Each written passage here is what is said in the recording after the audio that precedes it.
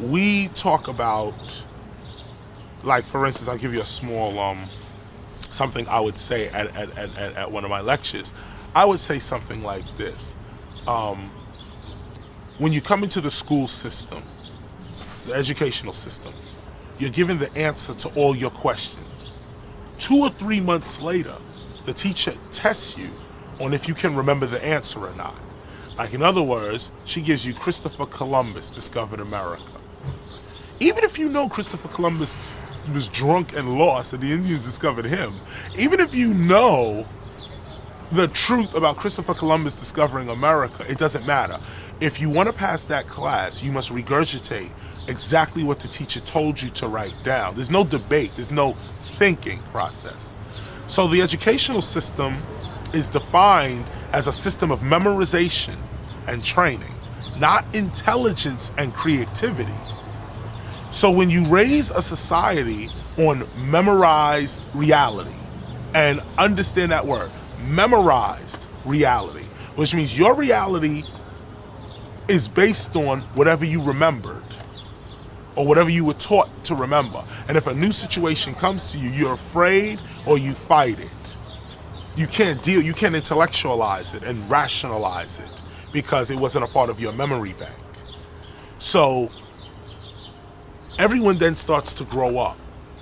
And when we grow up, we all become a society of people that are using memory and training, which then in our adult age becomes belief. We use memory, training, which manifests as belief, to define reality. If we don't believe it, it's not real. If we do believe it, it's real, even if it's a lie. That's how strong belief is over logic and intelligence. We believe. How do you know that the sky is that color and someone did not inject something into the sky to make it that color? We believe that that's the way the sky always looks, so it gotta be like that. We're not gonna rationalize and say, I've never been there. I've never been in the universe. I've never been to the universe. So how am I really sure that all these graphic pictures I have in my head of the universe is for real?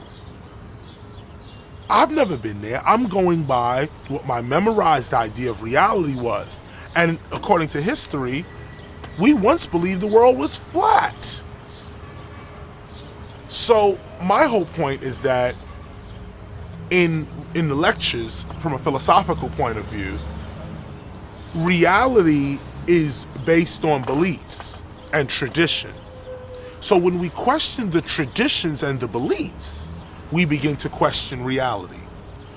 Philosophers today question the belief and don't question the tradition and, philosophers question the, the reality of wherever we at right now. Like they say, you're wearing red, but they don't question how you arrived at that conclusion. They think they are, but they're not really arriving at that. They're not questioning your belief system, your traditionalism. What's your idea of God? What's your idea of a mother, a father, of yourself, of your government, of your country, of your name, all of this makes you who you are, and that's really my point. I can sit here and run my mouth forever. So I suppose one